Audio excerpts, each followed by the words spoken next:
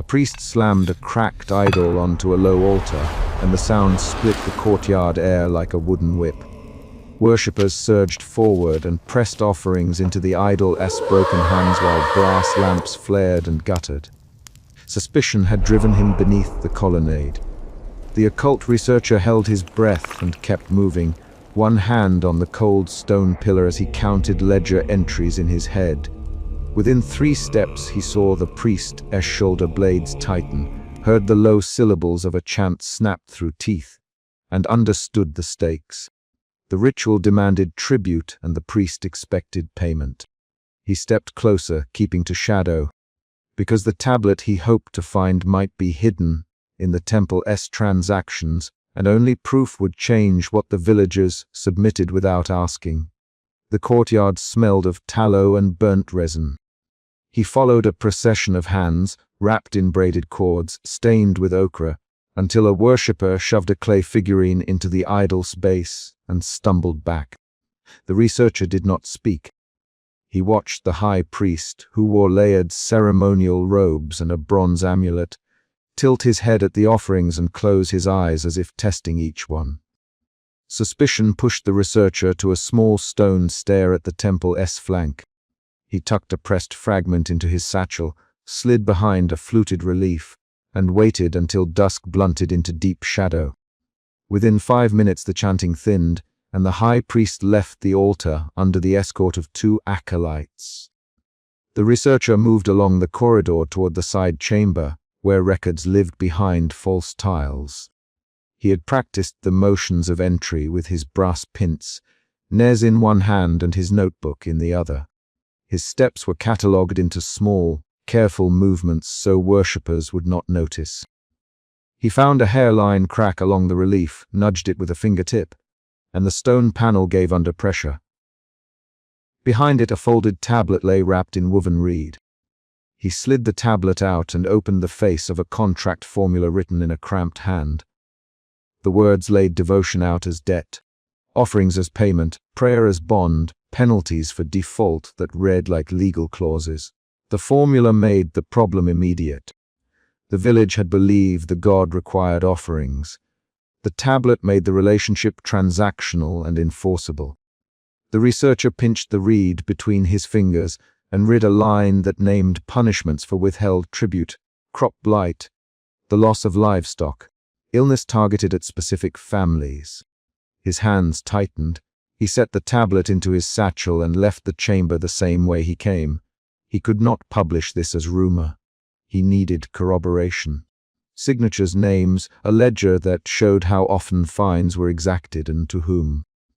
At the inner sanctum entrance, a woman in a threadbare robe hammered her palm against the carved doorway. The researcher paused and watched her through a gap as she explained, voice shaking, that her children had vanished and her dues were unpaid. "High priest," she shouted, "my sons are gone and you demand what we cannot give." The high priest lifted a measured hand and let his fingers draw the air in a slow arc. His voice was low when he answered, controlled like a blade. "A debt unsettled invites the god's attention. Provide what you owe, and the god may look away." The researcher heard threat in the syllables and recorded it with precise mental shorthand. Threat used to course, ritual used as leverage. The woman, whom temple folk later named elder worshipper, pressed forward and grabbed the priest's robe. "You say the god will look away. High priest, but what proof have you?" She demanded. "My children have been taken while neighbors pay." The priest's hand did not tremble. "Layla," he said, using her name to keep the exchange public and small. "Layla, names bring noise. Return with what you can or the god will mark your house." The researcher listened to the exchange and watched Layla's fingers go white around ceremonial fabric. Her eyes flicked to the courtyard where offerings sat. She dropped her hand and stepped back. The muscles in her jaw contracted. That contraction was a measure of power the priest held. Calibrated fear. The researcher left the entrance and moved to the archival cellar beneath the temple. A reluctant acolyte, who kept his back to the wall and wore suit on his forearms, slipped open a sealed chest after the researcher's careful bargaining. The chest preserved weight. It resisted the acolyte's fingers until he found the right latch and pulled. When the lid opened, it revealed a ledger stacked with clay tags tied with cord.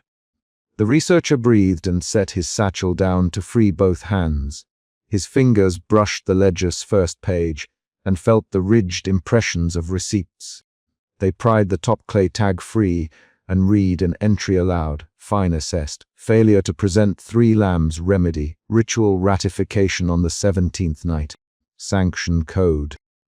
Scorch marked a cattle of the offender's household. The acolyte's thumb trembled as he traced the cord. They keep the lists, he murmured. They write names and amounts, and what follows if the names do not pay? The researcher nodded and began cataloguing the entries in his notebook, matching names to villages. Each entry tightened his sense that the temple operated as a ledger of intimidation. While they worked, the local scribe, an older man with ink-stained fingertips, entered and leaned on the cellar lintel. He had a habit of humming a half-phrase of prayer when nervous. Now he snapped his mouth shut and stared at the ledger. I wrote some of these, he said, not all. But the hand is familiar. It is the temple's master clerk. He signs nowhere, but he notes how much was owed and how often fines were collected. He touched a clay tag and lifted it so the lone illumination from a lamp carved across the table. Look here, he said. This is a punitive clause for a family who withheld offerings 4 times. The code names a calamity targeted at their fields. The last words like a man reading dry statute, and then he shut his eyes for half a breath. The researcher watched the scribe's jaw move. The scribe's meaning was clear in the way his fingers clicked. They moved through the ledger's entries and found a marginal notation written smaller and later. A hidden clause that outlined targeted trouble for families who withheld offerings as a group. The researcher read the clause aloud and did not soften his voice. The clause promised a series of misfortunes if collective refusal occurred. The acolyte looked away. The scribe pinched the bridge of his nose and said, "They codified it so it sounded sanctified. They used the language of covenant and turned it into a threat." The researcher recorded the clause and pressed a finger against the ledger where a smear of wax had cracked the page. He could feel the shape of enforcement, a bureaucracy of terror. Word spread before dawn. A small group formed at the temple's edge, cloth, wrapped hands carrying clay, a mother with a child at her hip, 2 shepherds with rough palms. And the researcher set up a quiet demonstration. He arranged reconstructed ritual props on a plank he had brought from a ruined storehouse. A cracked idol, a bronze bowl, a mock sigil burned onto a tile. He wanted to show how the priest performed the punitive script, and he asked the reluctant acolyte to narrate while he enacted the gestures. The acolyte spoke in low notes, stating names and debts as the researcher lifted the bowl and poured water that darkened the plank. The demonstration was public and raw. The priest watched from the sanctuary doorway. A dissenting family stood on the plank's edge as if on trial. A father with weathered hands, a mother with a stitched shawl, 2 girls who clung to their skirts. The father stepped forward and said to the high priest, "You ask for what we cannot give. What will you do if we say no?" The high priest answered in measured phrases. The God answers by law. The household will be touched. You will not be left without remedy if you return, a back and forth built between the father and the priest. 3 sharp exchanges where names and consequences were thrown like stones. "You use my sons as currency," the father said. "You say a God will punish them for my debt." The father demanded, "How can you claim a god's mouth for your ledger?" The high priest replied, "Goron." The priest said, naming the father, "Goron, you speak for pride, not for truth. Bring what you can. I will not barter my children, high priest." Goron shot back, "What would you have me do? Sell the field so you can hold your festivals." The priest's hand tightened on his blade sheath and he said, "Then you accept the god's attention and account for misfortune." The exchange ended with the family bowed and the crowd shifting, not because the priest had struck them, but because the threat hung like a measured list of possible tragedies. The researcher logged each line of dialogue and watched faces change as if ledger entries had physical force. Tension rose over days as more entries surfaced. The researcher refilled his satchel with copies of tags and transcribed the ledger into a paper roll he could hide. He worked with the scribe and the acolyte, both of whom now risked small betrayals to help him. The scribe's voice changed when he read aloud names on the roll. The acolyte kept glancing at the sanctuary doors as if expecting a guard. They argued quietly over what to do with evidence. The scribe said, "We must show this to the village council and let them judge." The acolyte answered, "If they see it, the temple will cut them off. We will be the ones punished." The researcher listened and then suggested a staged confrontation that would force the Templar system to act and reveal its rules publicly. They arranged the staged confrontation at dawn. The researcher placed the cracked idol in the center of a cleared room and set the mock sigil on the floor. He rehearsed every gesture. Bowl in left hand, palm outward, voice measured into the ritual phrases he had reconstructed from tablets. The acolyte read names from a slip. The dissenting family acted their parts, fearful, defiant. The high priest entered when the mock ritual began and watched the performance with a small, unreadable smile. As they enacted the punitive script, the assembled congregation held its breath. Then, during the ritual, the sigil ignited. It was not flame at first, but a seam of light along the scratched lines on the floor, and it flared as if the burnt resin in the bowls had found oxygen trapped in the clay. Worshippers stepped back and a woman screamed. The high priest's chanting broke into a cough. His hand left the blade sheath, and his face went blank for a beat, as if he had misread a line in a manuscript. The researcher froze and watched the priest's authoritative composure fracture in real time. The congregation recoiled, not because the god had answered, but because the performance had failed to conceal the temple's artifice. The incendiary seam revealed soot, and a narrow channel burned into the floor. Someone had set a staged reaction to strengthen the priest's claim. The high priest's mouth moved, looking for words that contained the rupture. In the stunned quiet that followed, the researcher moved. He reached the idol and lifted it while worshippers scrambled. The idol's fractured face showed a hollow under the clay where a hidden smudge of oil had been stored. The researcher tilted it and a small roll of waxed notes tumbled out and cracked on the floor. The priest's throat worked and the acolyte stepped back. The scribe walked forward, picked up the waxed notes, and read one aloud. A list of names and fines dated to the previous month. The crowd murmured and then split into shouts. The high priest tried to call for order, his voice sharp. "Hold, this is blasphemy!" He reached for the ceremonial blade, but did not draw it. Instead, he closed his fist and swallowed a name under his breath. Confrontation spilled into the sanctuary and then into the courtyard. The researcher held the waxed notes as proof and stepped onto the temple bench. He spoke without flourish. "They kept lists here. They wrote penalties and staged signs to frighten you. These are ledger entries, not oracles." He named entries and read aloud the punitive clause that targeted families who withheld offerings. Voices rose. Some demanded that the priest answer. Others said simply they had always given and would continue. The high priest moved among them with slow gestures, naming those who had paid and those who had not. His authority shortened like a rope pulled taut. "You betray the god with accusations.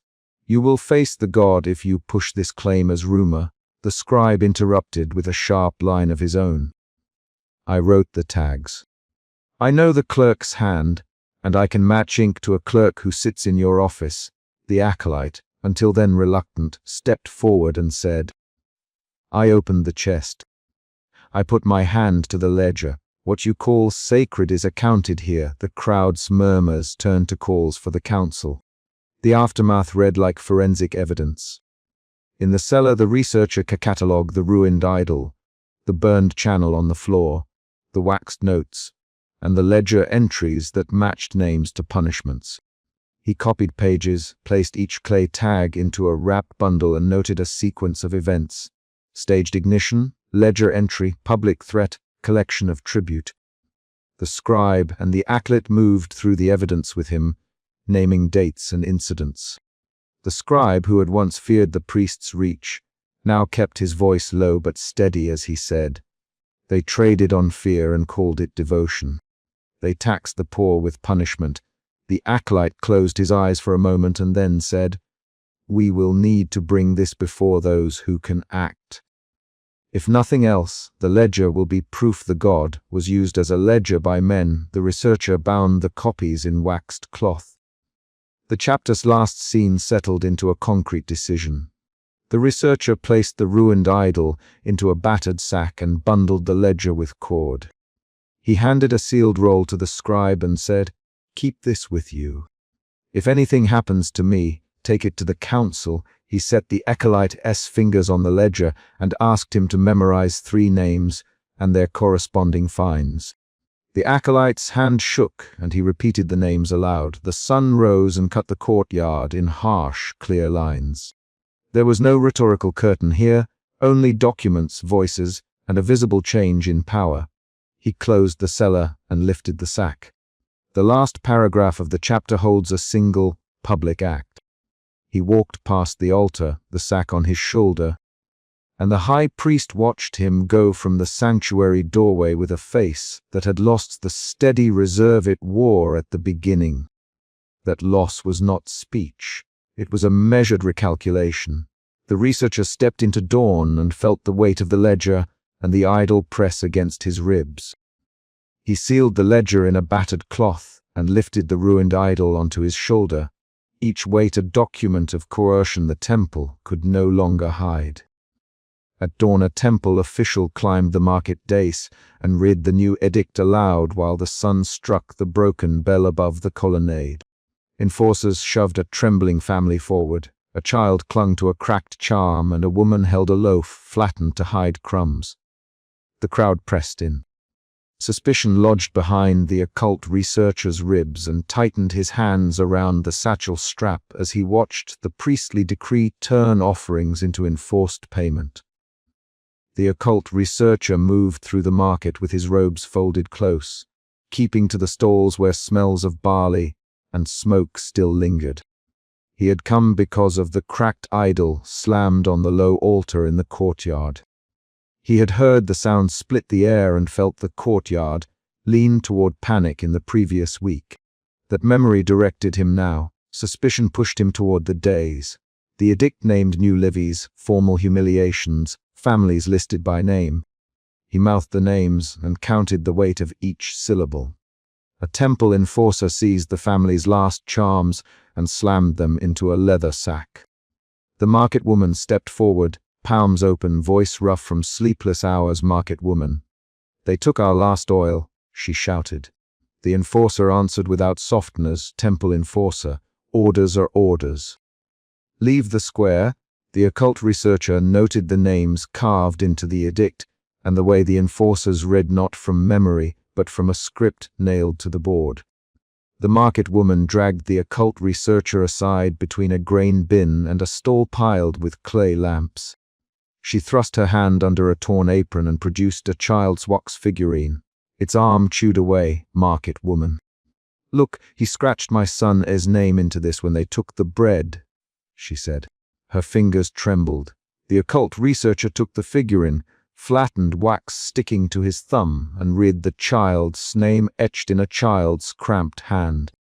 He did not ask for permission to photograph it. He did not need to. The wax smell and the scratch told him the temple's demand had already taken bread and sleep. He moved toward the temple archive shortly after the market noise had thinned. The archway door smelled of resin and the lingering heat of lamps. He, a hesitant acolyte for entry with the casual insistence of someone who had watched a ledger once and would do it again. The occult researcher. "I need to see the ledger," he said. The temple acolyte lowered his chin. "Temple acolyte, not today." The high priest issued new restrictions. The occult researcher touched the brass pince, nez at his nose, and did not leave. Suspicion shifted into determination. He would either find proof or leave with a hole of unanswered questions. The temple scribe met him in the archive alcove with an uneasy look and a slate tablet clutched like a shield. The scribe's hands left a white chalk dust on the corner of the table. Temple scribe. "You should not be here," the scribe said. "The ledger is a priest's thing now, not a record for curious eyes." The occult researcher nodded and produced a pressed fragment from his satchel. A torn ribbon of a previous list, a scrap of wax. The occult researcher. "There is a new clause. I need to know where the names came from." The scribe exhaled and led him to a shelf where the light fell in a thin strip across old pages. They found the ledger where pages were bound with braided cords and healed with beeswax. The scribe pried a section loose, and fingers traced fresh incisions in the margin. The page had been worked that very morning. New names, new penalties, and a clause prescribing formal humiliations as penance. The occult researcher felt his pulse sharpen. He read the clause aloud. The occult researcher. "For families listed, public penance, and the tithe of the last grain to the altar. Those who resist will accept the sanctioned humiliation." He folded the paper with steady movements and slipped it into his notebook. The acolyte watched him close. "Temple acolyte, you must understand why. The high priest says the city needs order." The occult researcher kept his voice slow. The occult researcher. "Order does not need names carved into a ledger. Someone chose those names." Suspicion bent toward accusation, and he could feel urgency replacing curiosity. He left the archive with the scribe's uneasy silence trailing behind him. In the side alley behind the market woman met him again, this time with a neighbor and 2 children holding wool scarves to their mouths. Market woman. "They pull names from the poorhouses now," she said. "They took Ephraim's goats yesterday. It was for a famine omen." The occult researcher checked the wax figurine again. He listened as the neighbor, a man named Joran, told how the enforcers had marched through their lane and demanded effigies and a goat for the altar. Joran. "If we refuse, they mark our doors," he said. Dialogue cut sharper than description. The occult researcher. "Who marked the doors?" The market woman pointed to a ring of ash and a faint sigil burned into a lintel across the yard. The occult researcher crouched and ran a fingertip over the burned outline. Grit scraped his skin, and a smell of char and melted wax rose. He touched the ledger's margin in his satchel and felt the fabric of a larger design. That night, under a moon pressed thin behind clouds, the occult researcher returned with the temple scribe and a lamp muffled in oilcloth. The inner sanctum's door had a heavy bar and iron bindings.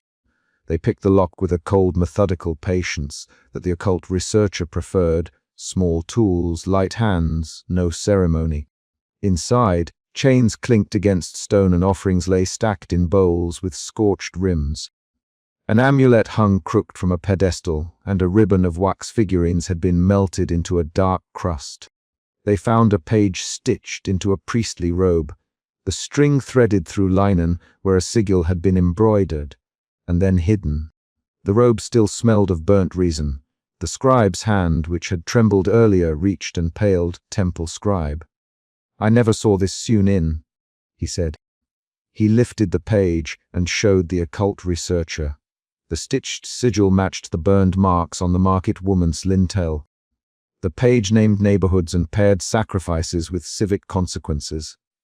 A ritual to induce blight in one quarter if the tithe fell short in another. The discovery changed the shape of the night. Suspicion became proof, and proof shifted into alarm inside the occult researcher's chest. He set the page against the lamp and watched how the ink pooled in the warm light. The occult researcher. "They are not reading fate. They write it," he said. The scribe's jaw hardened. Temple scribe. "If they link sacrifice to draught, they control where the bread goes." A new urgency drove their moves. They had evidence now, and evidence meant exposure, and exposure meant danger. They slid out through a side passage, but a figure blocked their path in the shadowed corridor. The high priest. He filled the doorway in his ceremonial robes, metal catching the lamp glow. The high priest. "You should not carry my robe in the dark," he said. He did not raise his fist. His voice alone carried consequence. The occult researcher set the page flat against his palm and did not hide it. The occult researcher. This was soon inside a priest's robe. It links ritual to engineered calamity. The high priest's eyes narrowed. They traded words that were thin veils for threats. The high priest. "You do not understand the city's needs," the priest said. The occult researcher. "The city's needs do not require names and staged plagues."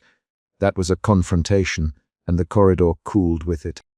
The high priest tilted his head and spoke slower. The high priest. "We maintain balance. We direct fear where it keeps order. You would drag noise into a wound that must be cauterized." 3 rapid lines followed.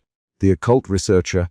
"You staged blight." The high priest. "We guided suffering." The occult researcher. "You call murder a measure."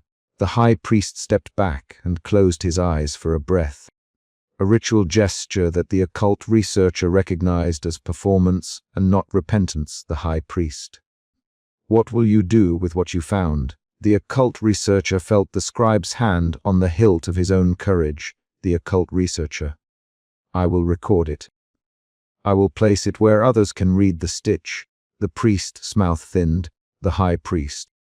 "Then you will force the city to choose, and choice brings collapse." The scribe moved first, and his motion broke the standoff. He lunged for the robe, trying to wrench the sewn page free. The high priest's enforcers slammed into the corridor with a practiced efficiency that smelled of rehearsed violence. The scribe pushed the robe into his own chest and swore, the words short and immediate. Temple scribe. "Take it and leave." The high priest barked an order, and 2 hands closed on the scribe's arms. A scuffle tore through the sanctum. The occult researcher shoved a lit lamp into the scribe's hands, and the metal dented where it struck an enforcer's shoulder. A ring of metal and leather and curses flew. The scribe's fingers went loose on the robe, and the page slipped free, tearing at one edge. The temple scribe screamed a single sound, and the market woman, Salam, rose from outside as she had gathered neighbors after spotting the commotion. Shouts hit the stair, and the market steps filled with people pushing toward the temple. The high priest's men tried to hold the stair. Temple enforcer. "Back away!" they called. The market woman shouted back, and her voice carried names of those who had lost goats and grain. Market woman. "You took Ephra's goat!" The occult researcher ducked under an arm and fled with the torn page clenched in his fist. He felt the fabric of the ledger crumple, the ink smearing where his fingers had left prints. They spilled into daylight and into a mob that fed on the sight of violence. The market woman directed hands to the torn page and voices read aloud clauses that had been secret. The scribe was seized and dragged toward the enforcers. He beat with flailing arms and cried, "Temple scribe, they forced me to write!" The high priest did not appear in the crush. His absence was a small strategy that left room for rumor. The city reacted. Fear cracked into anger and then into a raw, noisy demand. The occult researcher ran to his chamber above the city and set the torn page on his table. He measured the missing portion with his eyes and found a deliberate excision where a signature or an official seal should sit. His fingers trembled when he touched the ragged edge. He recorded the torn words in his notebook with a practiced hand, copying the clause, language, and the names listed. He mapped the neighborhoods that matched the stitched page and compared them to the burned sigils. The pattern became a list of leverage points. He sat and listened to the city rumble below, the market women shouting, the enforcers clanking armor, a child screaming. His suspicion had shifted into fear by degrees. His breath came quicker, his hands colder. He thought of the cracked idol from the previous week, the wooden whip of the priest's gesture, the altar that had flared brass lamps and guttered. That memory returned concrete and loud. A priest slammed a cracked idol onto a low altar, and the sound had split the courtyard air like a wooden whip. He could still smell the oil smoke from that night. The way the high priest had worn ritual scarification and an inked sigil beneath his eye now matched the mechanism on the page. He made a decision that was not framed by speech but by action. He would publish the torn page in a manner that could not be easily taken down. He put his brass pince-nez on, tucked the notebook into his satchel, and wrapped the torn page in an oilcloth to keep the ink from running. He also carried a small metal key that hung from his cord, an old key he used for cabinets and locks, but that, tonight, would unlock a chest of copies in a bookseller's shop who owed him a favor. A new event shifted the night again. In the pre-dawn hours, the occult researcher and the bookseller spread copies across the market. A single leaf slipped under stall mats, another left inside the folds of a cloth merchant's ledger. A copy young men passed hand to hand in the alley. People read aloud. Voices changed from questions to accusations. The market woman took one copy and banged it on a table. Market woman: "Read this! Read what they did to us!" The crowd's tone turned from fear to clarity. A twist had moved the city into action. The high priest reacted by tightening the temple's control. He sent enforcers door to door and made a public pronouncement framed as protection. The high priest: "We will remove the corrupt and restore order," his proclamation said, but it named no names and offered no evidence. The city's anger had already found targets. A missing ledger page was now proof that someone in the temple had excised a line that might have blamed a man of rank. The absence of that page altered understanding and became its own accusation. The occult researcher realized a second shift in himself. From fear to a cold resolve. He had started as a silent watcher. He would not remain only a recorder. He contacted the market woman and the scribe in brief lines and arranged a meeting where they would read the ledger aloud to a dozen witnesses. The scribe, inside a crowd with his arms bound, managed to hiss a short message. Temple scribe: "Bring the torn stitch to the hall by noon." That was a choice by the scribe, one that altered the chapter's arc. A secondary character made a decision that forced change.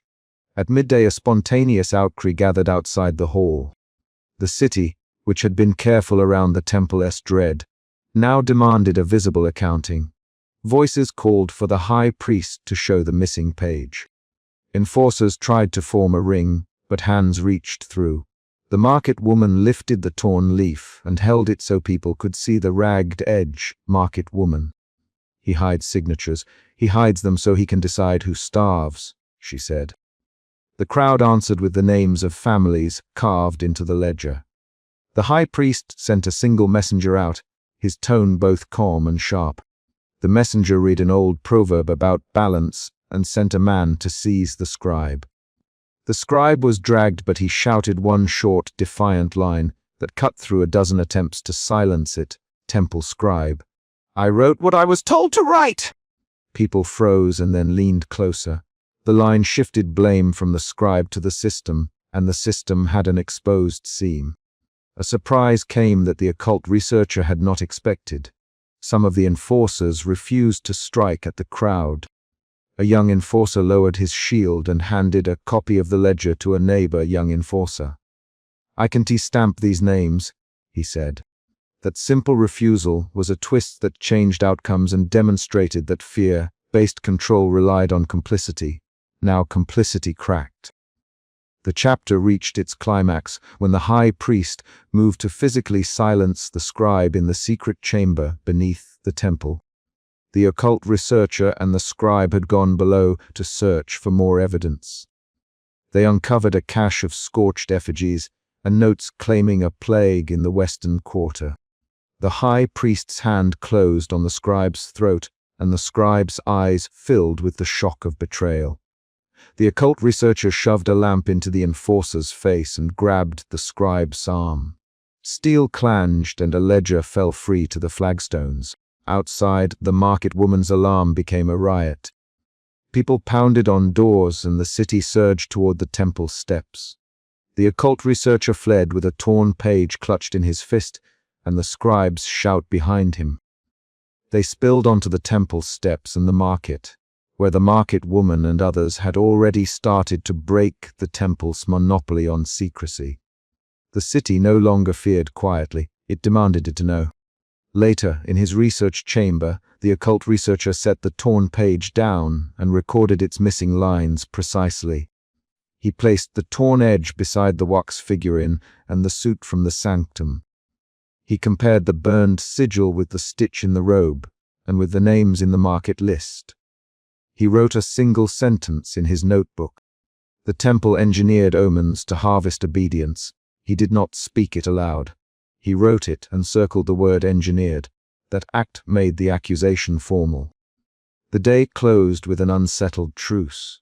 The scribe had been seized and removed from public view, but the city's questions had escaped the temple's four walls. The torn ledger page in the occult researcher's palm did not answer everything. The missing excised page left a hole that the high priest's face did not fill. The occult researcher understood that exposure had altered power but not eliminated it. He turned the torn page once more, smoothed its ragged edge, and slid it back into his satchel. The city below hummed with a new, uncertain clarity, and he prepared to dig deeper. He did not end in a speech. He finished with a simple, concrete movement. He locked the satchel, clicked the antique key on its cord, and placed it on the table. The metal key made a small, precise sound that matched the ledger's torn edge.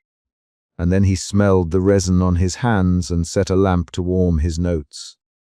That single action closed the chapter's immediate conflict and left the city poised for what they would demand next.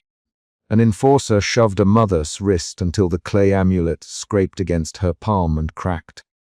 Suspicion drove the occult researcher forward.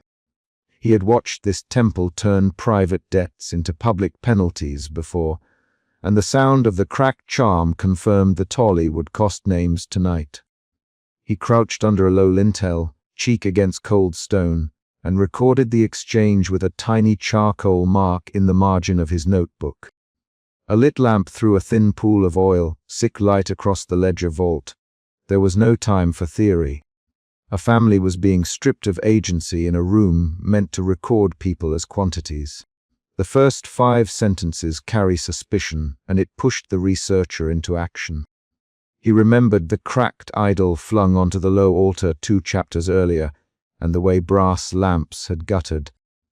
An image he had not expected to see repeated beneath the temple. That earlier scene, the priests slamming the cracked idol while worshippers shoved offerings into its broken hands, had taught him how ritual spectacle and bookkeeping worked together. Now, in the subterranean ledger vault, the same mechanics clicked. Offerings were counted, names were entered, and fear did the accounting work. The vault smelled of mildew and old oil. Enforcers with short blades and heavy cloaks kept their hands on the family's shoulders. The market mother pressed both palms against the crate and hissed. "Please," she said, "take wheat, take lamps." "Not the child, not the child," her voice tightened. Her fingers left powdery streaks across the wood. An enforcer answered without naming himself. "The tithe is the tithe," he said. "The ledger decides." His tone left no room for petition. The researcher moved a finger across a tiny notch in the wall and felt for the mortar gap he had noticed 2 nights before. He did not speak. He had learned to let the ledger speak through the clay tablets, and tonight he would collect what the temple recorded. He slipped a thin waxed cord out of his satchel and looped it around a shard of lamp glass, then began to trace the names offered aloud into his notebook, writing each as the temple's scribe would. 3 marks for a man, 2 for a child, a wedge for a woman who paid with labor. The action was mechanical. It had to be mechanical so no one noticed the substitution. An acolyte padded down the corridor and paused at the doorway. The researcher straightened slowly until they could not miss him. "You should leave," the acolyte said, voice low and uncertain. He wore service robes dusted with flour and the faint wetness of lamp smoke. If the high priest finds you. The acolyte's gaze flicked to the crate where chained effigies bumped together. The researcher kept his hand on the charcoal and did not reveal the ledger pages. Suspicion shifted into quiet bargaining. The researcher needed the acolyte to talk. How do you bind a name to a clay face? The researcher. He used a question to force the acolyte into speech. The acolyte looked at him with brows drawn. We press the name into the effigy. We recite the tali, we seal it with wax, he said. The tablet records the tali after the rite. The name goes into the temple's ledger. The acolyte's words were clipped. He did not call the priest by name. He moved his hands as if he wanted to touch the crate but did not. Who signs the tablet? The researcher. The acolyte's throat worked. Archivist signs and counts. The high priest watches the calculation. That answer shifted the researcher's suspicion into targeted curiosity. He probed further. Archivist's name. The acolyte swallowed. Tamar the archivist. He the name as if it burned him. Tamar signs with a reed and keeps the ledger in the dim room. He works late. He hums when he reads the tallies. The acolyte stepped backward, a soft scrape on stone. You should be here. He started away, then stopped. If they catch you. A sound cut the sentence. The market mother's child whined and an enforcer struck the child's shoulder with the flat of his blade. Quiet! The enforcer barked. The command snapped. The corridor taut. The researcher felt air move through the vault as more enforcers took positions near the stair. The presence of the high priest's men made the researcher's curiosity slide toward dread. He had come to collect ledger entries, not to set off a confrontation in the middle of a tithe. He followed the acolyte into a narrow corridor where the stone had been rubbed smooth by traffic and the light was a thin smear from wall lamps. The acolyte kept one hand on the corridor wall and used his other to twist a small token between his fingers. Tamar protects the ledgers, he said. He is old. He remembers the names. But if anyone breaks a seal, Tamar will choose loyalty to the temple first. The researcher noted the acolyte's mouth tightened on the last word. That tightening was a visible hesitation, an emotion expressed by the body rather than a label. They reached the archive chamber lined with clay tablets. The room smelled of crushed reed, baked clay dust, and the metal tang of damp bronze. Tamar the archivist sat hunched over a low table with a reed stylus in his hand and a pile of tablets beside him. His shoulders had the slack of someone who had worked long nights. He looked up when the acolyte cleared his throat. You shouldn't bring strangers here at this hour, a Tamar voice gravelly. The researcher stepped into the lamp pool and held out the charcoal mark on his page. I am not a stranger, Tamar. I only want to copy entries. I want to see how you bind names. He kept his voice steady. He had learned to use calm as a tool to lower immediate resistance.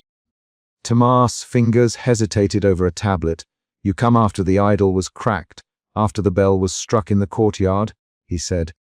You come with memory of an altar, and you pry at what keeps people obedient. Why should I help you? His eyes flicked toward the inner storeroom, where metal shelves groaned under the weight of sealed crates. Because the town remembers the altar too. The researcher. Because Market Mother stood in the courtyard when the brass lamps guttered. Because names leave homes. They wind up here as numbers. I want to make those numbers speak for the families. The researcher did not use high rhetoric. He described acts and consequences. His voice implied accusation rather than offering exhortation. Tamar turned the reed between his fingers. You are not the first to ask that, he said. You are not the first to take from the ledgers. The temple loses less when the record is handled with care. The high priest loses control if the ledger speaks out of order. He tapped the edge of a tablet. What will you do if the ledger reveals the names behind the calculations? His question was a test. A longer silence followed. The researcher felt curiosity shift to resolve. He needed to take copies. Now, before the high priest tightened the tithe, I will carry the fragments to light where people can read them, he said. I will name the families the ledger has priced. He kept his fingers flat on his notebook. The physical placement of his hand anchored his decision. Tamar's mouth flattened. That will bring trouble, he said. His voice dropped. The high priest will stage a rite. He will show the town what happens to those who pry. He will make an example. I do not want that on my hands. The archivist's fear became visible in his fingers trembling over clay. A thud echoed from the lower storeroom. Footsteps hardened into measured approach. The high priest had come down the stair. The high priest stood in the doorway, ceremonial robes arranged with practiced stillness. He did not rush. He let the lamp light fall across the layers of metal and the amulet at his throat and measured the archive with a single slow sweep of his gaze. Tamar, he said, explain. His voice carried the quality of someone trained to issue commands that made others account for themselves. Tamar rose a fraction. Reed clutched so his knuckles whitened. My lord, this man asked to examine tablet entries. He claims he wishes to name those recorded so families may know what binds them. The archivist did not hide his dread. He had chosen words that shifted responsibility toward the visitor. The high priest stepped over the threshold and did not remove his gaze from the researcher. You, stranger, have been seen in the vault before, he said. You watched the altar 2 nights past when the idol found a new crack. His tone crystallized accusation. Why return now? He folded his hands at his belt. The researcher did not rise. He kept his satchel at his side and laid a palm on the charcoal, marked page. Because the ledger binds names, he said. Because the market mother and her child paid with fear. Because the temple counts people as currency. I want to copy the formulas that make fear into dues. The researcher spoke in short, concrete sentences. He let the high priest's presence be the engine of conflict. The high priest's expression did not change quickly, but a faint tightening ran across his jaw. Calculations are a sacred matter, he said. We feed the city order. We keep accidents and plagues at bay. Are you suggesting we fabricate obedience? His voice held a barb. I am suggesting the ledger ties names to officials' rulings. The researcher, the ledger is not mere memory. It is a mechanism. He thought of the sealed column he had found nearly dislodged, and the pattern of wax and numbers that hinted at a formula linking an idol's authority to names. His words made the high priest's posture stiffen. Tamar stepped forward. My lord, the ledger is old. It keeps the accounts. The formulae are for ritual calculation. If someone takes a piece, he swallowed and then forced words out. If someone takes a piece, the town will not understand and we will have unrest. Give us time. Let me speak to the inner sanctum. The archivist offered a bureaucratic solution as a plea. The high priest laughed once, a low sound without mirth. Time is not ours tonight, he said. We have orders to raise the tithe at dawn. The stored offerings must be inspected, and the public must witness obedience. His voice sharpened. If you take from the ledger, you make the town uncertain. I will not have it. I will not have the market turned against us when the tithe is rid. The priest's action was a demand for control, not a theological argument. The researcher felt fear edge under his ribs, a tightness that made his fingers clamp the notebook. He could leave and preserve the fragments in his head, but that would let the high priest calculate a harsher tithe that would take more names. He chose action. Let me take rubbings. Let me copy only the calculation formula, not the names. He proposed a minimization to remove the immediate threat the high priest feared. The high priest fixed him with a slow look. You would steal ritual knowledge and then speak of it publicly. When he spoke the word steal, the archivist flinched. The high priest turned to Tamar. Seal the archive. Lock the tablets. If anything is missing by dawn, I will know who to blame. His voice left no nuance. He carried a small carved blade at his hip that flashed when he shifted. And you, he said, looking at the researcher, leave now. Or I will ensure the town sees what happens to those who break seals. The threat hung as a concrete threat. A public rite would be staged to humiliate transgressors. The researcher rose. He let the threat move him toward the next step. He had to break in, not argue. He moved as if to leave, lowering his satchel to the stone. Then he glanced at Tamar. The archivist met his eyes and made a tiny, private motion with his reed, a sign they used when the high priest was absent 2 nights ago. Suspicion turned to a fragile alliance. Outside in the lower storeroom, metal boxes rattled as men prepared to carry offerings for inspection. Enforcers marched past the doorway in pairs. They spoke no names. They spoke logistics. The researcher felt the pressure of a clock. Dawn would bring the public rite. He had hours to copy, or the high priest would enact a spectacle that would cost more names. At midnight, the researcher returned to the archive with Tamar's private instructions.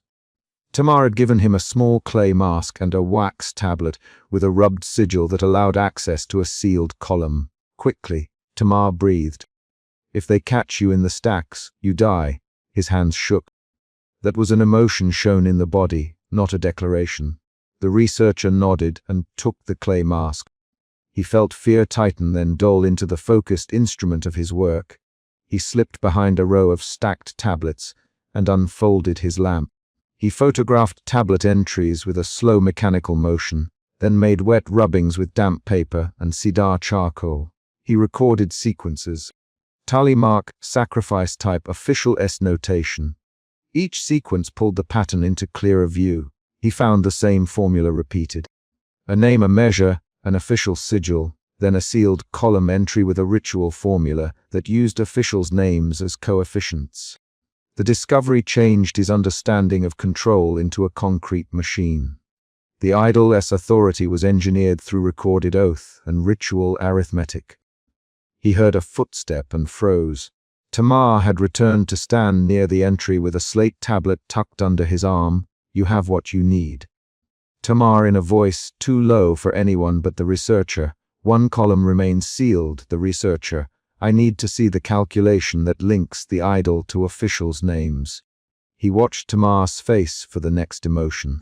Tamar's jaw thinned. "There is a column behind a loose stone," he said. "You must be careful. It is sealed with a name formula I do not read aloud." His words revealed conflict between duty and conscience. "Pull that column free and you will see how names are used to bind obedience. But if the high priest notices, you will ignite a rite of terror in the morning." Tamar's hands tightened around his slate. They worked in silence. The researcher levered the loose stone with the small brass key he kept on a cord. The column slid free with a faint hush of dust. Under it, a rolled clay document lay wrapped in wax. The researcher cracked the wax, revealing pressed numbers and a short ritual written in a clerk's hand. It listed officials and paired each with a pattern of sacrifice and a binding phrase. At the bottom, a line named the idol and connected its authority to those officials by a signed mark. The ledger did not only list names. It embedded them into the ritual that made the god enforce temple rulings. At that moment, the repository door banged open. Footsteps ran. Enforcers filled the doorway with spear shafts and armor plates. The high priest's voice came like a blade. "Stop him!" he said. Tamar pushed the researcher behind a stack of tablets and shoved a clay tablet across the floor to mask movement. He barked a low sound at the oncoming enforcers, then reached for the reed stylus on his table and began to tap a quick rhythm on the wood. A signal the researcher had not been taught. The rhythm was a diversion. The researcher understood. He clutched the rolled clay and jammed it into his satchel. The acolyte from earlier shoved a stool across the doorway, then ducked back under the shelves. The room slicked into confrontation. The high priest stepped in, eyes locked on the archive as center. "Tamar," he said, "you betray the temple in its hour." His voice cut across the chamber. "You let intruders in." He did not shout. He let the accusation land and weigh. Tamar answered with a short list of facts. "High priest." The visitor asked to see the ledger. He came with charcoal and notebook. He touched a sealed column. He did not break the outer locks. His words were precise. He named the actions to shift acutely responsibility toward the visitor. You hide him, the high priest, you hide him, because you fear your ledger will be exposed. His tone hardened. Hand him over, Tamar. The town must know what happens to those who pry. He pointed at the researcher. The researcher rose from his hiding place. I have one formula taken, he said. I will not be silent. I will show the names and the calculation.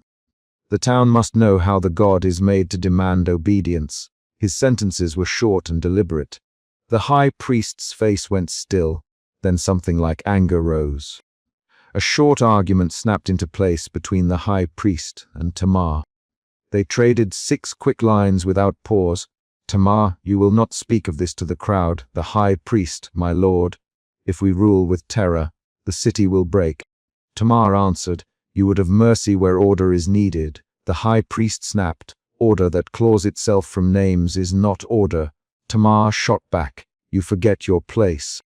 The high priest hissed, I remember too clearly the bell that struck above the colonnade. Tamar returned, I remember the cracked idol and the way the crowd surged. I will not sign away their names without protest. His voice cracked on the last word. The emotion was not named but shown in the break. The exchange changed the room's balance. The high priest turned on the researcher. You will leave now, he said, or I will make this a public example, and the market mother will stand again beneath the bell, and the town will know how it looks to be made small.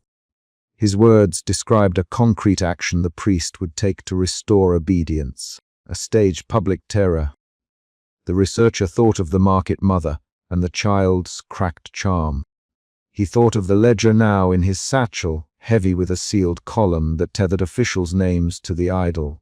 Curiosity shifted into fear and then into a decision. He stepped toward the doorway and then back, then toward the inner sanctum. He understood that he could not simply leave with the fragments. The high priest would escalate the tithe and stage a rite that would cost more names. He acted. He threw his satchel over his shoulder and bolted through the outer court, tearing past enforcers and a deliverer who dropped a basket of oil lamps. He heard the high priest shout and a lamp crash. The market mother cried his name as he slipped into the alleys. The high priest strode out behind him, ceremonial blade visible, and ordered the enforcers to pursue. In the alley, townspeople watched as the researcher crossed into sunlight. Some mouths opened. Some reached for the broken idol's embers that still smoked near the temple steps. The researcher did not pause. He ran into the market's tangle of stalls, clutched his satchel, and counted the names in his head as if they were coals he needed to carry to a safe place. The city's morning noises clattered around him. He found a quiet study above a bookshop where he had kept a spare key. He locked the door and spread the clay roll on a low table. He read the calculation again. Officials' names acting as coefficients binding the idol, sealed with ritual phrases. The ledger had not been a passive record. It had been a deliberate architecture to convert officials' authority into tangible compulsion. The researcher catalogued each name and the measure assigned, noting which officials appeared most often. He set the clay fragment next to a charcoal rubbing and made a careful copy of the sealing phrase. He traced the pattern until it matched the rubbing he had taken in the archive. With each copied mark, his understanding sharpened into a practical insight. If the ledger could be shown, people might see the priesthood's hand in the god's power. If he published the formula, priests would lose a key lever of control. A sound at his door made him tense. He tightened his fingers on the satchel strap and moved to the window. He could see the temple forecourt across the street. A crowd had gathered. Enforcers were mounting the steps. The high priest stood where the cracked idol had been flung 2 chapters earlier, voice raised as he read the new edict aloud. The bell above the colonnade struck a hard note. The market mother stood amid the crowd, hands clenched. The researcher sat back down and did not speak aloud. He fingered the brass key on its cord, then stuffed the clay roll into a protective cloth and slid it back into his satchel. He catalogued what he had: a sealed formula, copies of calculation pages, and Tamar's slate notation. He had provoked the priest into public spectacle, but he had also taken the ledger's internal code. He had both provoked and prepared. He recorded each tablet fragment in his notebook with short, factual lines. He wrote the date and the recorded tithe measures and the officials' names attached. He wrote how the market mother's child had been counted as 2/3 of a man in the Torley. He wrote Tamar's name and the way the archivist's hands trembled when he argued. He wrote the high priest's final public gesture, the way he used the altar ruins to amplify his threat. By the time the sun tipped higher, the temple's control had fissures. Some townspeople turned away from the steps. Others clapped as the enforcers made the example. The researcher watched through the study window and felt the chapter complete in a practical way. The ledger had been broken, at least in his hands. The idol had smoldered, and the town had seen both the spectacle and hints of the mechanism behind it. He packed his satchel with the rubbings and the rolled clay, closed his notebook, and put his brass pince-nez back in its case. He did not write a reflection about destiny or claim a new resolve. He acted. He would follow the formula's origin next, and he would show names to those who had been measured. He fastened the satchel strap and left the study. The broken idol's embers still glowed in the forecourt, and as he crossed the alley a woman called his name and handed him a loaf wrapped in cloth. He accepted it without pause and walked toward the next stage of the inquiry. By the chapter's end, the immediate conflict was resolved. The ledger column was in the researcher's possession. Tamar had chosen to delay exposure by helping him. The high priest had staged his public ritual, but had not recovered the roll. The researcher had turned suspicion into evidence and left with a concrete burden to carry forward. The final image is him locking the ledger fragments in his satchel, wrapping the coded column cloth around the brass key, and stepping into the market as the idol's embers gutter where the high priest's voice still reverberated. The occult researcher shoved the hatch aside and dropped into cold air, breath visible in the lamplight as a scribe's reed scraped names into a dark tablet. Suspicion hardened him. He had followed small signs for weeks, and tonight those signs led here, straight beneath the temple where ledgers were kept like weapons. He pressed himself flat behind a stone pillar and watched a hand write a new line while the ink still glistened.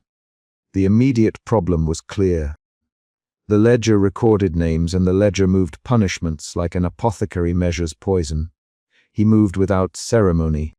He slid forward, fingers finding the edge of a loose flagstone and then a narrow stair.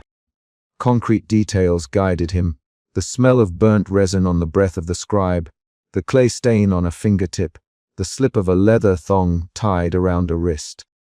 He had learned to treat suspicion as a tool. It narrowed his focus to the ledger and the figures who guarded it. Above him, muffled chanting marked midnight rituals. Below, the lamp trembled and the ink shifted across the tablet, as if the book answered to a clock. Who goes there? An enforcer's voice asked from the far corridor. A junior scribe cursed and dropped a tablet. The sound punched through the vault. The researcher saw heads swivel, heard boots. He rose and stepped into the pool of light before they could close ranks. He kept his hands empty and slow. I am not your enemy. The occult researcher. I only want to see the ledger. He let doubt show in his tone. He needed them to underestimate him or to make a mistake. Suspicion had led him here, and now it had to force a mistake. The enforcer spat. You should not be here, researcher. Leave. His hand dropped to a slack blade at his hip. The junior scribe backed away with a tablet pressed to his chest. Master, he is the one who watched the surface rites. He had no right. The scribe began, voice thin. The encounter turned physical in a narrow stack of stone. The enforcer shoved the researcher against a shelf. Their shoulders collided.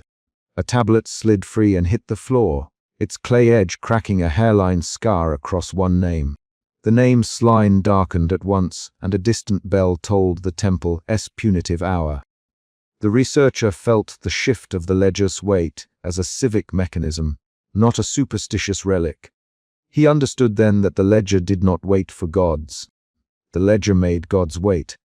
They dragged him through the stacks and into a lower ritual chamber where the high priest stood like a carved figure.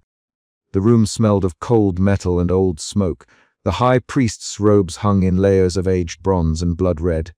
His scarred temples caught lamp glow. He spoke slowly enough that the words measured the room. "You have been in our courtyards before, researcher. The high priest, you know our customs. You should have kept to them." The researcher kept his gaze level. High priest, the ledger names citizens, and then the city enforces penalties. People pay with their bread and their children. I came to learn why. The priest's mouth made a flat smile. You came to learn because you are proud, or because you think yourself virtuous. You will learn by watching. Stand and witness, then you may speak once. They bound him to a low bench and pulled a thin string across his wrists. The congregation assembled in the chamber, temple scribes, 2 enforcers, a scattering of late night worshippers called for spectacle. The ledger sat on the altar days like a judge. The high priest flicked a reed and opened the book. Names were called in a voice that matched ritual cadence. Hallam, the priest said, 2 talons pay 3 nights' exile, 1 silver. An enforcer pushed into the crowd and led a man forward. A woman cried and clutched a cracked charm to her breast. The researcher watched the ledger assign punishment with mechanical calm. Offerings balanced against civic penalties, private debts sealed into public humiliation. He leaned and caught a margin notation, a repeating symbol followed by numbers, an accounting code. He whispered, "This is not divinity. This is bookkeeping." His voice was small but steady. The high priest heard him and laughed. "You mistake the function, researcher. Our God instructs. We only obey." He tapped the ledger and the ink swelled as another name darkened. The researcher felt a new emotion edge into him, alarm. The first shift from suspicion into fear arrived not as a vague chill but as a tightened jaw, hands that did not rest. He watched the ledger call a child's name and saw how a mother's shoulders slumped as the penalty was read aloud. The physical weight of the ledger's choices pressed on the room like a palm. From where he watched, he began to decode the notation. Numbers lined the margins like columns, tokens of offerings matched with civic infractions. He unfastened a tablet fragment with thumb and nail and let it slip into his sleeve. He had to prove the ledger's arithmetic, not merely accuse the temple of cruelty. An apprentice tablet, keeper moved closer. She walked with a guarded gait and kept her eyes on the floor. When the priest called a name and the enforcers moved, she flicked a thin sign under her robe, and a small set of clay discs clattered into the palm of a worshipper. The researcher noticed the ritual of transfer. He noticed the apprentice's fingers shake. Later, in a shadowed corridor, the apprentice stopped him. "You cannot speak here," she said, voice low. "Apprentice, why mark names?" he asked. She swallowed. "They make me write. If I refuse, they break my left hand. The sigil on my wrist burns when I disobey." Her thumb lifted and showed a faded mark beneath her skin. "You read the ledger?" she asked. He nodded. "I saw the accounting code." He watched her face for trust or deception. She nodded once. "They bind us with signs," she said. "The sigil makes us obey the records. I write numbers and see punishments happen. I thought I could stop. I tried. They took my reed and put a cord on me." Her hands trembled. The researcher felt his emotion shift again. Alarm narrowed into determination. He had moved from suspicion to fear. Now clarity, a plan, edged in. The apprentice whispered a detail that changed the layout of the entire problem. "They do not simply write. They use a tablet keyed to the ledger. If I slip a tablet under a loose stone, the ledger will not read the name at once. It delays. It pauses. Once I paused a debt for 1 night. The man lived that night. He was taken the next day. They watch us. Who watches?" he asked. "Enforcer Corps. He reads the margins and rings the bell. He is the priest's hand." The name was new and sharp. The apprentice repeated it until the syllables stuck. The researcher stored that name. They tried to remove the ledger that dawn. He and the apprentice moved through the storeroom where ledgers lay in stacks. He lifted heavy-bound tablets and ripped free a ledger that smelled of wax and sweat. Clay flecked his fingers.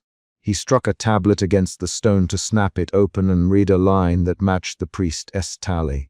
He held it up. The apprentice slid a smashed tablet under her cloak. They were not quiet. An alarm bell banged as a sentinel noticed a missing ledger. Enforcers flooded the corridors. They ran past a supply room and into a stairwell. Each time they turned a corner, they met a uniformed silhouette.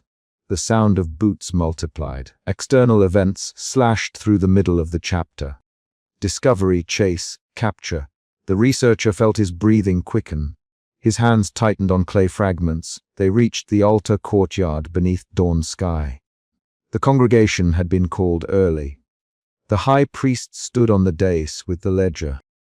The researcher forced himself to speak to the crowd once his wrists had been freed. "Listen," he said, and held the ledger fragment like evidence. "This book ties offerings to punishments. Halem paid 3 offerings and was fined food. Your bread is counted here and turned into law." The high priest barked a laugh that did not reach his eyes. "You make accusations in our sanctuary, researcher. You will see our God answer," he gestured. The tension broke into argument. The high priest moved to silence the researcher and the crowd pushed closer. The enforcers braced. Rapid lines struck back and forth. "High priest, stop." An enforcer called, "Enforcer Corps, hold them."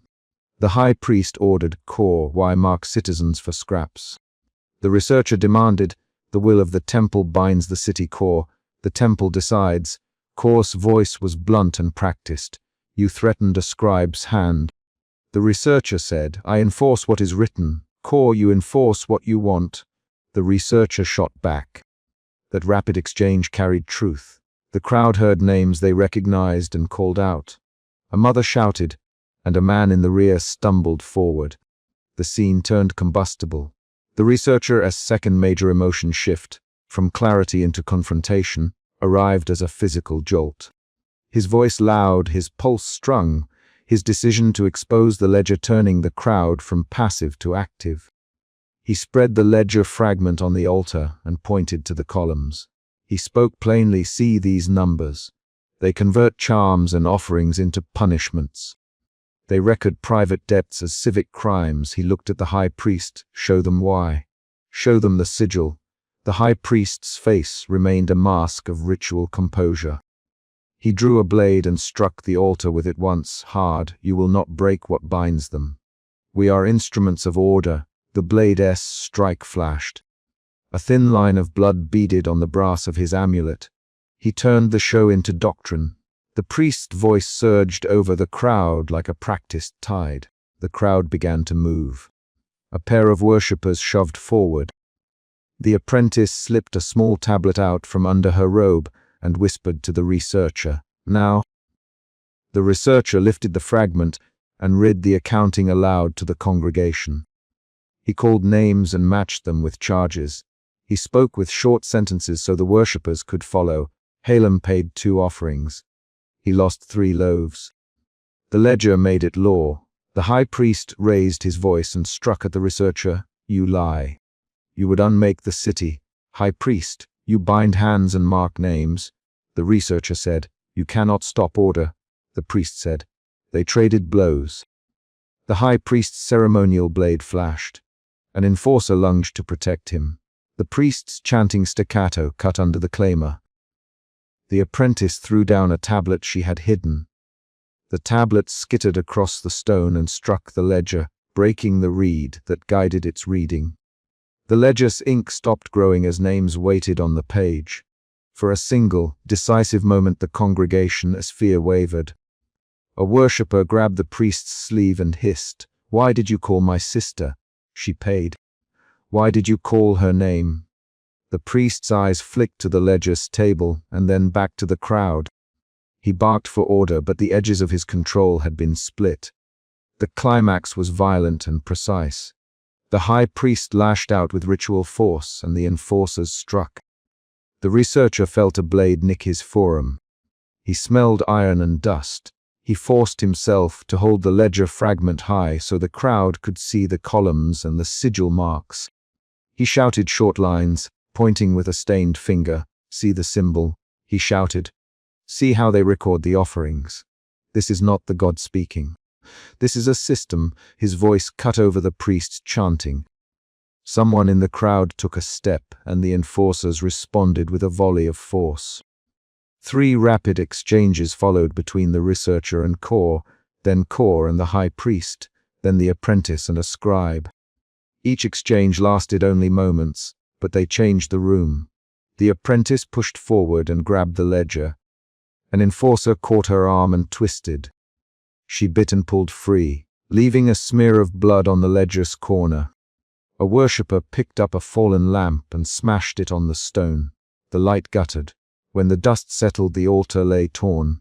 The ledger's pages were scattered. The high priest knelt and felt the torn margin with slow fingers. He looked at the researcher and the apprentice in the same cold way. He had lost spectacle.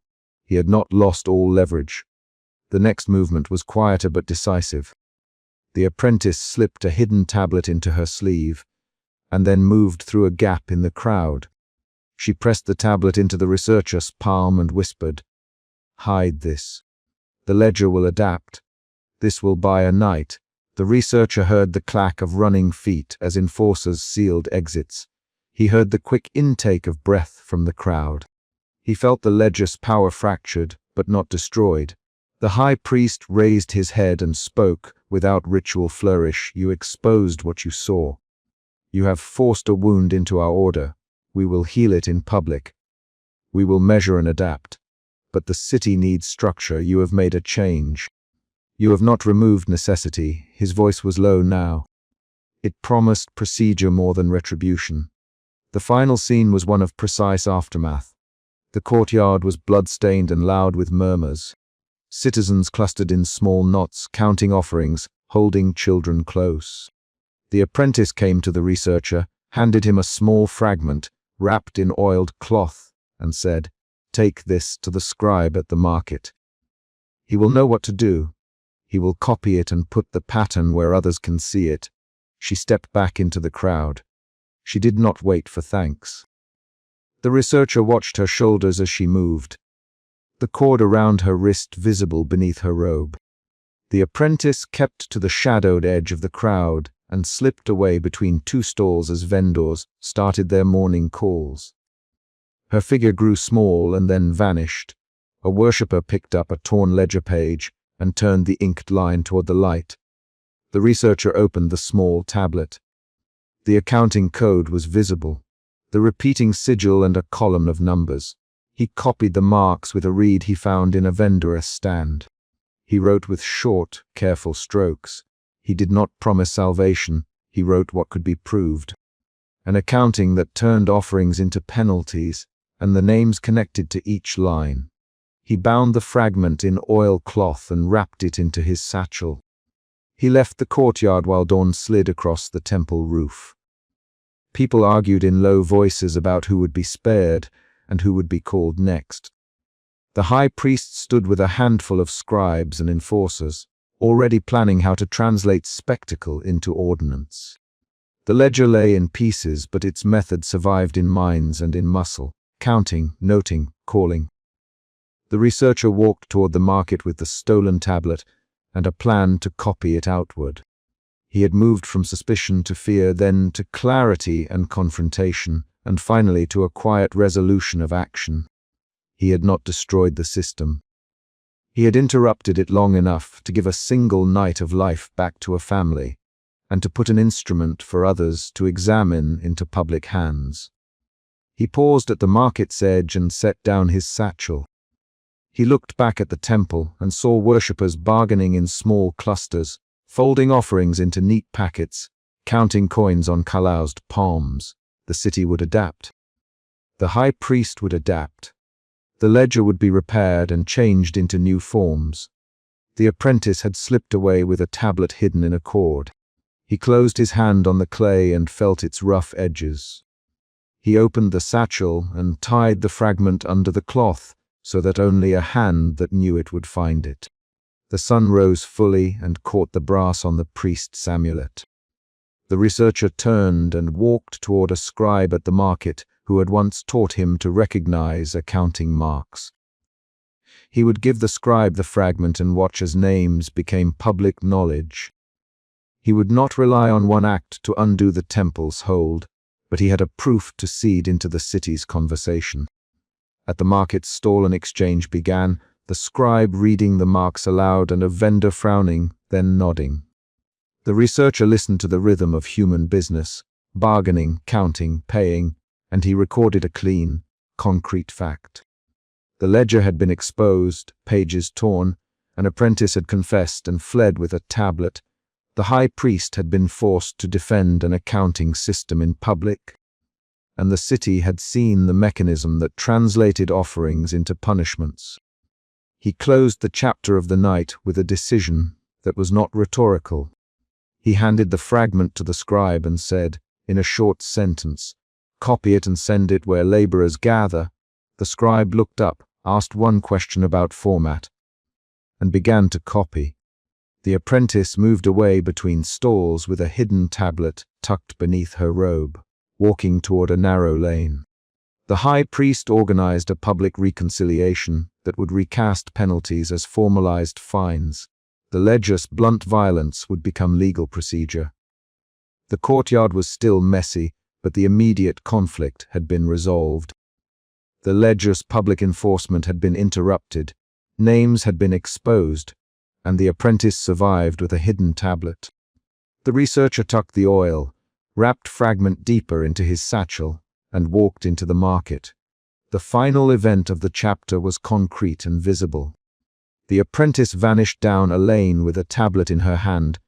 The scribe began copying the accounting marks aloud, and the researcher left the temple precincts carrying proof that would shape the city's next bargaining.